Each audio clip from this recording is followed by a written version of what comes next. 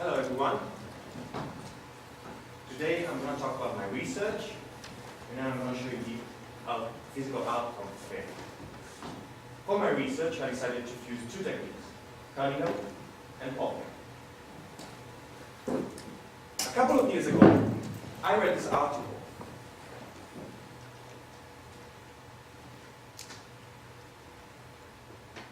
This was the first inspiration I had to do some research on this dance field.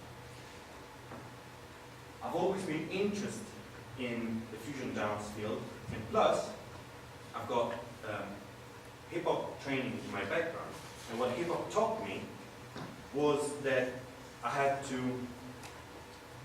always be positive and bring all the knowledge I had together in order to create something new and for the people. And this coherently with the universal examination principles, and the universal examination is the main association regarding hip-hop. Now, before I get into details, I need to clarify two concepts. First of all, when I talk about popping, I'm not going to refer it as an umbrella term, as that will include many different styles: puppet, toyman, scarecrow, animation, etc. But I'm going to refer it as straight, pure popping. So this means that I strip down popping to its essence, which is popping your muscles, all your muscles from the neck, arm, chest, leg, to the beat, to the song. Also, second thing is, there's a historical background difference, but I was not interested in this aspect of for my research. So now we can go into similarities and differences of the two techniques. Similarities. Every movement is dance philosophy. Now, both techniques share this idea on dance. As Cunningham said in 1991, in the book The Dancer and the Dance, he said, any movement can be dance. Politics of space. Every point in space has the same value. Cunningham refused the classical principle of spacing, which means that the more closer you are to center stage, the more important your character is from a traditional ballet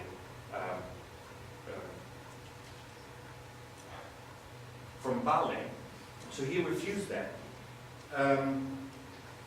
For popping, this issue never came across really, because popping was and still is dancing small circles of people. So this issue was not that relevant for them. Both techniques, though, are not frontal at all. Body isolation.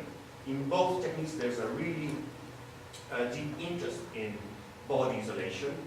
And this is because there's an interest in finding new shapes and new configurations in the body in both techniques. Aesthetic principles, lines, angles, shapes, curves, are absolutely relevant to both techniques. Lastly, we have chance. Chance is the trickiest aspect to define, I have to say. In Cunningham, chance was used as a choreographic tool before the actual dance, in order to find new configurations in the body, in space, etc. In popping, because it's an improvisational technique, this process doesn't happen before the dance, but actually during the dance. So this could be considered then as a difference. But actually, there's a key concept underlying all this, which is the observation of nature. Both techniques are not forcing the movement research. They instead look at what happens in nature at each moment without actively deciding things. Even if Cunningham did it beforehand, before the dance, not during the dance, the key concept is the same. And As Neffa, a great Italian freestyler, once said, to improvise is to train to the mystery of communication through movement on music.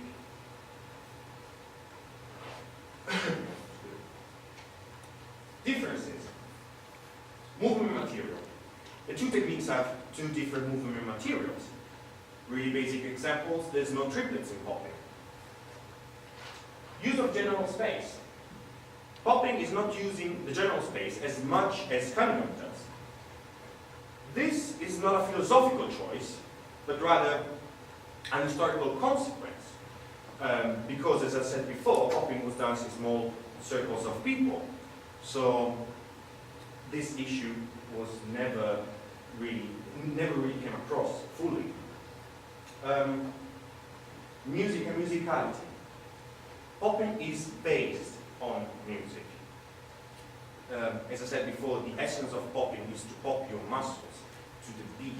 So the music drives the movement, as stated by the electric boogaloo, the founders of and the creators of popping. While in Cunningham, in terms of music, the two art forms, so dance and music, only share time, as said by Cunningham himself. One thing they have in common, though, is that dancers don't know, or at least shouldn't know, the songs that they're going to dance to. Regarding popping, Kevin Kev, great London DJ, once said, music is not just background, it informs the dance, it feeds the movement, whether it's a single instrument or a full orchestra. The dance is the conduit between the oral and the visual. We are artists drawing in space, while the ear feeds the body. Then we have dynamics. The action of popping the muscles to the beat is not present in Cunningham. By the way, I know that in terms of dynamic action, when I talk about pop, is not the proper word to describe it, but unfortunately there's no chronological term to define popping yet.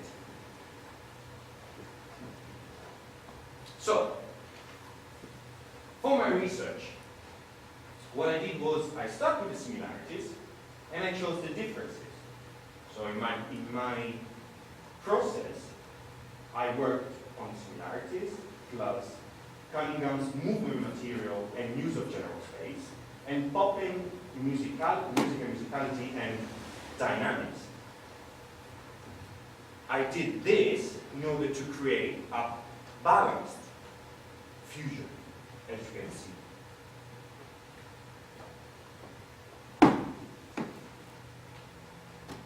Oh, that's me. Now, for my research, during the process I had two main issues. Here you can see me doing some jumps and popping them. Now, the first issue was to find ways to pop every single movement. That was quite hard, I have to say. In terms of jumps, no one had ever popped and jumped at the same time. So I created the air pop, which is the action of pop while jumping. I created this a couple of years ago when I started training here at Laban, thanks to chronological studies actually. Another issue was music. Because I'm using popping idea and concept of music and musicality, it was really hard for me to find popping songs that were not in 4/4 in terms of time signature. So what I had to do is I had to create my own beats, my own songs in different time signatures, so that I could really explore musicality and its in a better and richer way. Now, in order to create a proper fusion dance, there is the need of putting two techniques together. The definition of fusion is key to this. To fuse means to join or blend to form a single entity. This is taken from the dictionary. So, when we talk about fusion dance, and I'm going to refer to that in terms of fusion of contemporary and hip hop, this, in my opinion, is not properly done. To give you an example to explain this concept better, fusion choreographers, they would do a triplet and then a pop. Instead, what I want to do is pop the triplet. To give you another example, a non-dance example, think about bronze, right? We have bronze, and bronze is the result of a fusion between copper and tin. Now, to me, fusion choreographers take a bit of copper, a bit of tin, put them one next to the other, and they call it bronze.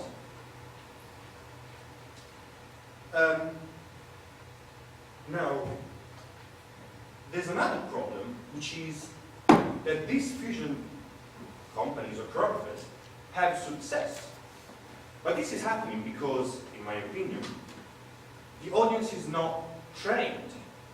The audience have untrained eyes. So they watch these performances without knowing the principles of the techniques that are being fused. The problem of this is that the audience is used to technically wrong things, and they will detect them as right, which is even worse. The audience cannot critically evaluate a work in terms of fusion.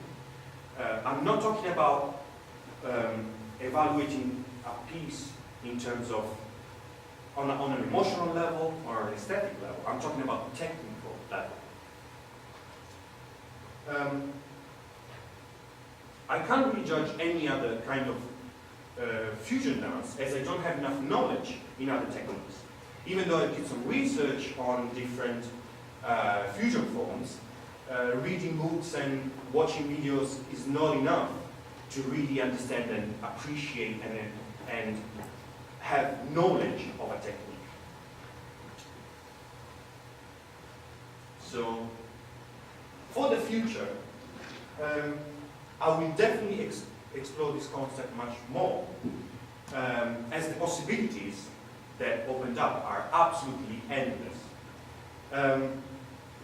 I want this to be a starting point for a more vast exploration on the fusion between contemporary and popping.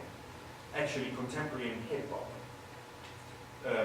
I'm already starting to explore the fusion between release and popping. But it's at the very beginning, so. But that's my aim, is to keep on developing these things. Now I'm going to show you the physical exploration of my research. And what you're going to see is all improvised, coherently with my research. The songs you will hear I don't know on which song I'm going to dance to, as I said before, in terms of the concept and principles of my research. Unfortunately, for practical reasons, I had to have a selection of songs and put them randomly. So I still don't know on which song I'm going to dance to. Be aware that this research is highly physically demanding. You will see it probably. Therefore, I will need pauses between in between the tracks. Please bear with me.